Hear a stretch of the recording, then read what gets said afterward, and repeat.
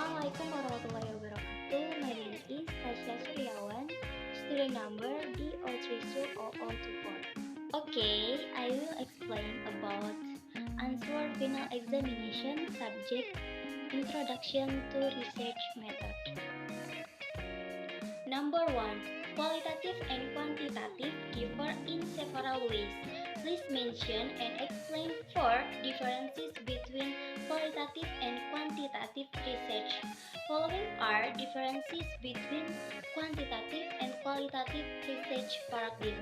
Nah, perbedaan paradigma penelitian kuantitatif and kualitatif among others. Number 1. Verifying versus generating theory. Memverifikasi versus menghasilkan teori. Prediksi teoritis ini disebut hipotesis penelitian. Tujuan dari penelitian kuantitatif adalah untuk memverifikasi hipotesis teoritis menggunakan data empiris. Nah, data empiris dianalisis untuk memverifikasi hipotesis teoritis. Jadi, tujuan dari penelitian kuantitatif adalah untuk memverifikasi teori. Jadi, tujuan dari penelitian kuantitatif adalah untuk memverifikasi teori.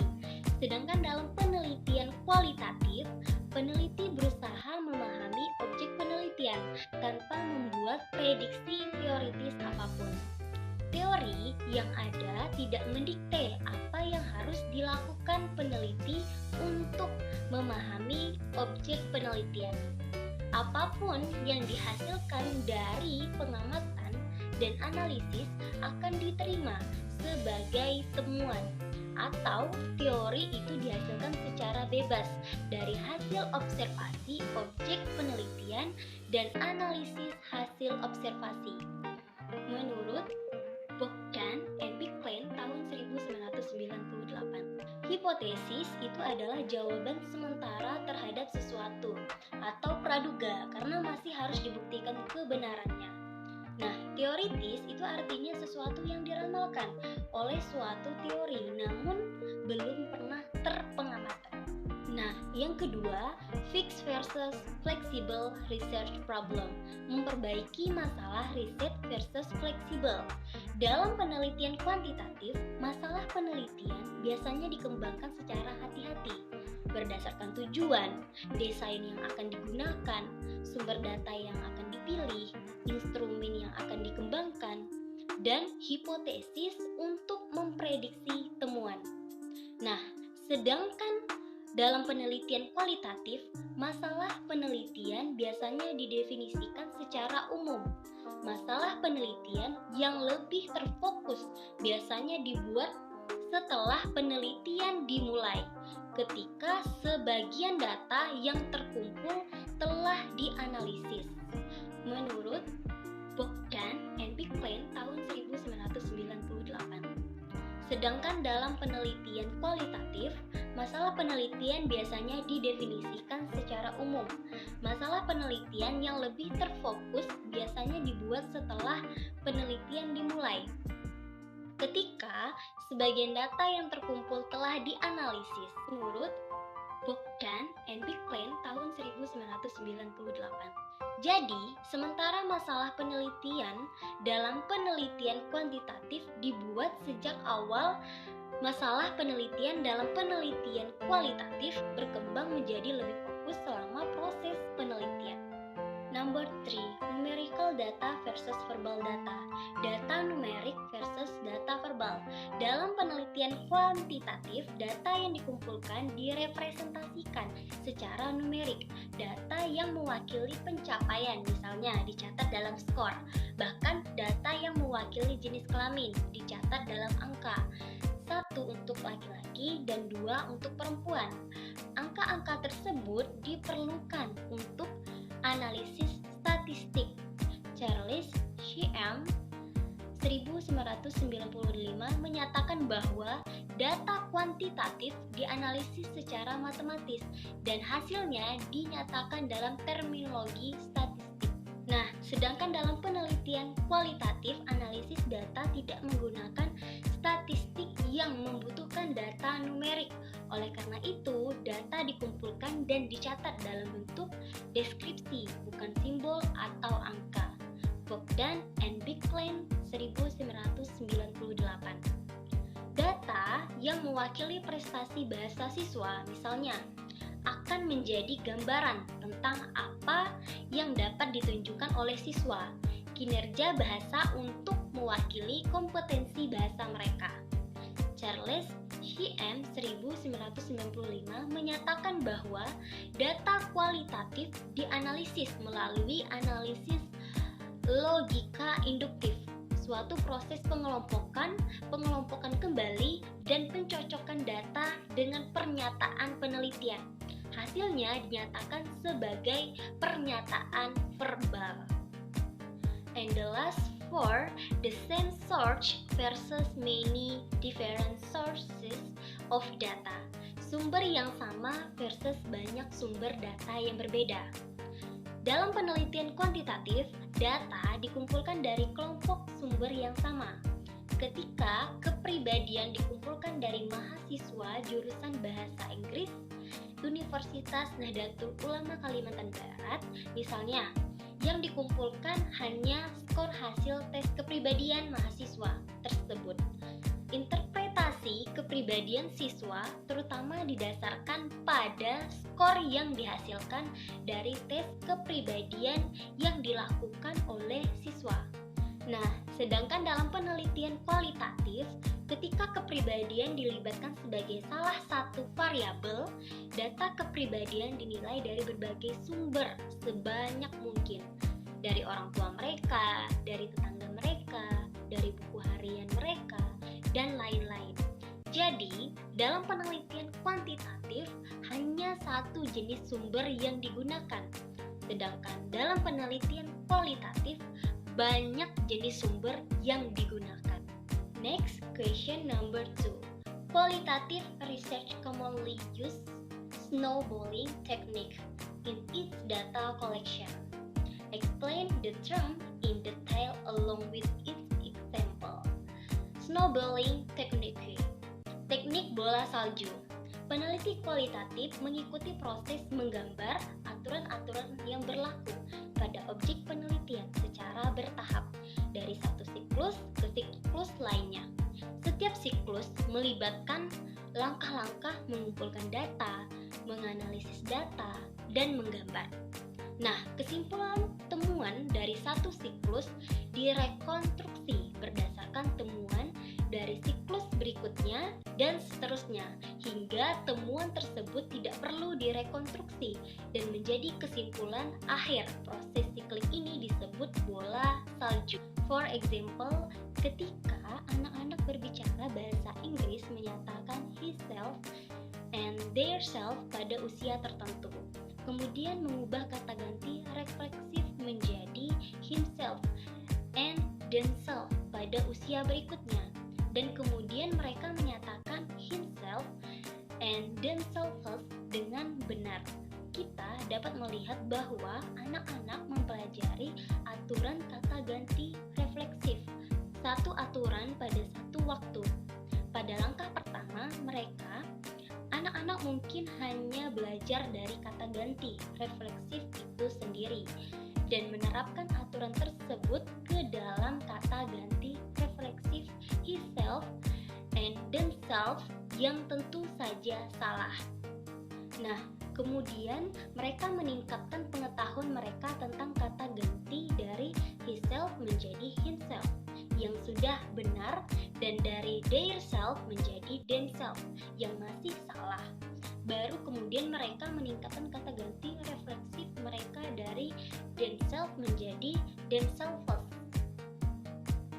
Proses pembelajaran ini menunjukkan prosedur bola salju dalam pembelajaran.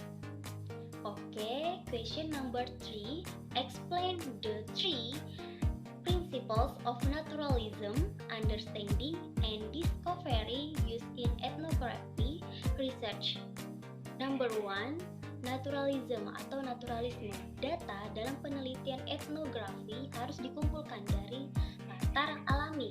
Setidaknya ada 3 alasan mengapa data harus dikumpulkan dari alam.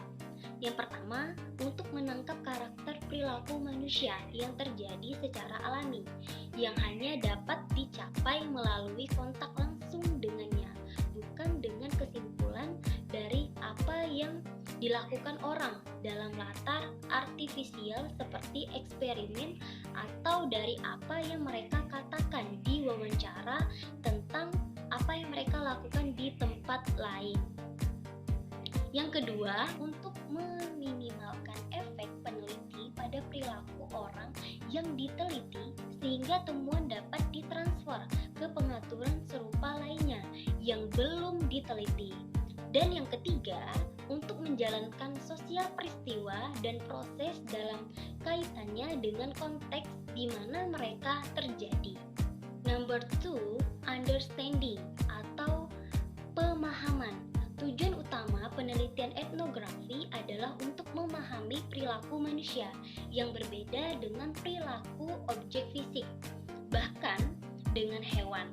Penelitian etnografi percaya bahwa untuk memahami perilaku manusia, peneliti tidak bisa begitu saja mengandalkan jawaban yang diberikan oleh subjek penelitian terhadap pilihan alternatif tetap seperti dalam tes pilihan ganda atau tanggapan mereka terhadap rangsangan, tetapi mereka harus menginterpretasikan bagaimana subjek membangun perilaku tersebut. Nah, jawaban dan tanggapan yang mencerminkan karakter tindakan dan institusi manusia yang dibangun secara bebas. Nah, peneliti etnografi ingin menjelaskan tindakan manusia secara efektif berdasarkan pemahaman mereka tentang perspektif budaya yang mendasari tindakan tersebut. Peneliti etnografi berpendapat bahwa penting untuk mempelajari budaya kelompok yang dipelajari sebelum seseorang dapat menghasilkan penjelasan yang valid untuk perilaku anggotanya. Nah, yang terakhir, discovery atau penemuan. Data harus dianalisis secara induktif atau berbasis penemuan, bukan dengan menguji hipotesis eksplisit. Para peneliti yang mendekati fenomena dengan serangkaian hipotesis mungkin gagal menemukan sifat sebenarnya dari fenomena itu, karena mereka mungkin dibutakan oleh asumsi yang dibangun ke dalam hipotesis. Nah, proses penelitian etnografi melibatkan beberapa langkah. Yang pertama, dimulai dengan minat umum pada beberapa jenis fenomena sosial dan atau pada beberapa masalah teoritis atau masalah praktis.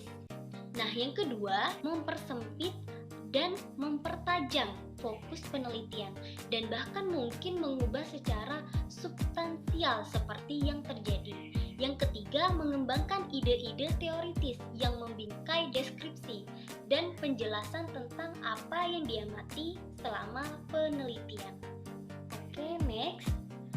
Question number 4. Explain the following random sampling technique. A. Simple random sampling atau contoh acak sederhana. A. Simple random sampling atau contoh acak sederhana. Dalam teknik simple random sampling, sampel langsung diambil secara acak dari populasi.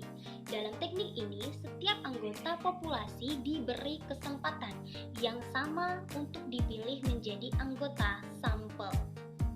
Nah, jika populasi penelitian survei yang dapat diakses melibatkan semua siswa sekolah menengah atas negeri, SMAN 1 Negeri Malang, misalnya peneliti harus memberi setiap siswa SMA 1 Malang kesempatan yang sama untuk dipilih sebagai sampel. Menggambar sampel di antara siswa dari kelas pagi, sementara beberapa kelas dijalankan di sore hari, tidak akan memberikan kesempatan yang sama kepada siswa kelas sore untuk dipilih. Nah, sampel acak dapat dipilih jauh lebih adil dengan menetapkan nomor individu dalam populasi dan kemudian menggunakan tabel nomor acak untuk membuat pemilihan sampel. Charles CM 1993. Nah, jika populasinya kecil, teknik yang lebih praktis dapat digunakan. Dituliskan nama atau nomor identitas masing-masing siswa pada secarik kertas, lalu digabungkan lembaran itu dengan saksama dan gambarkan lembaran itu sebanyak yang diperlukan untuk sampel. Nah, jika populasinya kecil, teknik yang lebih praktis dapat digunakan. Misalnya tuliskan nama atau nomor identitas masing-masing siswa pada secarik kertas, lalu gabungkan lembaran-lembaran itu dengan saksama dan gambarkan lembaran-lembaran itu sebanyak yang diperlukan untuk sampel. Work, WR, and Gold MD 1989. Teknik pengambilan sampel acak sederhana adalah teknik terbaik dalam memastikan keterwakilan sampel dari populasi yang terjangkau. B. Systematic random sampling atau pengambilan sampel acak sistematis. Nah, ini melibatkan pemilihan subjek dari daftar populasi secara sistematis daripada secara acak. Ini sering dilakukan ketika semua anggota populasi disebutkan dalam daftar induk. Nah, dari daftar itulah nama-nama dipilih secara sistematis. Jika dari 1000 populasi dipilih 100 siswa sebagai sampel, maka setiap siswa yang ke-10 dipilih. Titik awal pemilihan dipilih secara acak. Jika titik awal yang dipilih secara acak adalah 8 misalnya, maka dipilih 10 siswa berikutnya. Mereka adalah 18, 28, 38, 48, 58 dan seterusnya hingga 100 sampel yang terpilih. Nah, jadi teknik sampling acak sistematis melibatkan prosedur sederhana dari 3 langkah. Oke, yang terakhir sih stage random sampling atau pengambilan sampel tahap acak. Nah, dalam penelitian yang melibatkan jumlah sampel puster populasi yang besar dapat dilakukan beberapa tahapan. Jika populasinya adalah siswa SMA kelas 3 tahun pelajaran 2021 di Indonesia, misalnya peneliti tahap 1 dapat mulai merencanakan untuk memilih SMA dari 5 gugusan pulau besar, misalnya Jawa, Sumatera, Kalimantan, Sulawesi, dan Nusa Tenggara dipilih dari semua pulau di Indonesia. Nah, dari masing-masing 5 pulau besar yang dipilih. Peneliti tahap 2 kemudian dapat merencanakan untuk memilih SMA dari 2 provinsi. Nah, maka peneliti telah menyusun daftar 10 provinsi sampel terpilih dari masing-masing 10 provinsi terpilih. Peneliti tahap 3 kemudian dapat merencanakan untuk memilih SMA dari 2 kota. Rencananya sekarang untuk memilih 20 kota dari masing-masing 20 kota terpilih. Peneliti tahap ketiga dapat merencanakan untuk memilih 2 SMA swasta dan 2 SMA negeri. Jadi, para peneliti telah mendaftarkan 80 sekolah. Dari masing-masing 80 sekolah terpilih.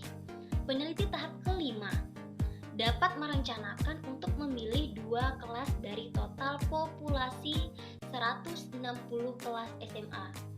Jadi, populasi dari seluruh siswa kelas 3 SMA tahun ajaran 2021 di Indonesia akan diwakili oleh siswa dari 160 sampel kelas SMA tersebut.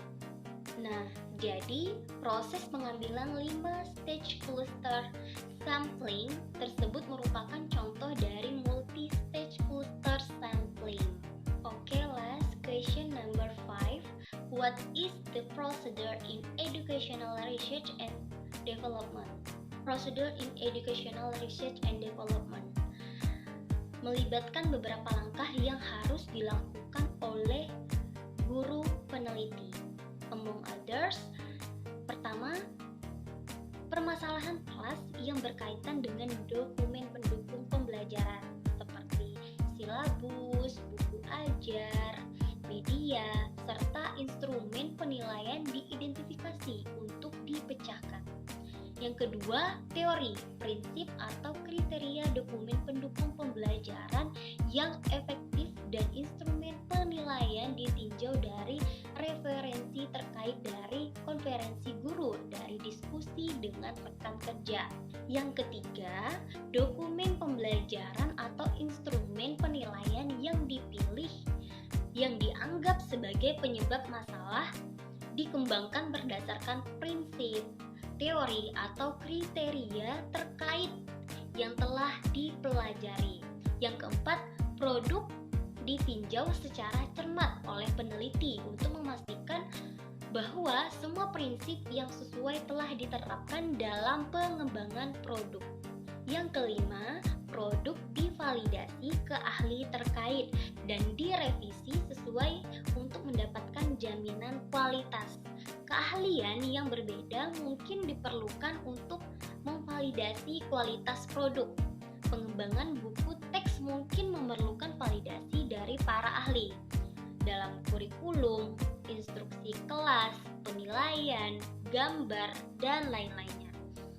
Yang keenam, produk pembelajaran diuji cobakan dalam skala kecil dan direvisi berdasarkan hasil uji coba tersebut. Kriteria keberhasilan yang ditargetkan diperlukan untuk menentukan penerimaan produk. Uji coba ke kelompok siswa yang lebih besar mungkin diperlukan untuk mendapatkan lebih banyak feedback atau umpan balik untuk revisi produk. Nah, yang terakhir, 7, produk akhir diterbitkan. Produk tersebut harus berupa seperangkat produk pendidikan yang siap mendukung pembelajaran di kelas. Research and Development dapat merencanakan untuk menghasilkan satu set bahan ajar bahasa Inggris untuk siswa kelas 7 yang meliputi yang pertama program unit pembelajaran, yang kedua lembar kerja siswa, yang ketiga lembar evaluasi, dan yang terakhir buku guru. Okay, so much from me. Thank you. Wallahu muwaffiq ila aqwamit thoriq. Wassalamualaikum warahmatullahi wabarakatuh.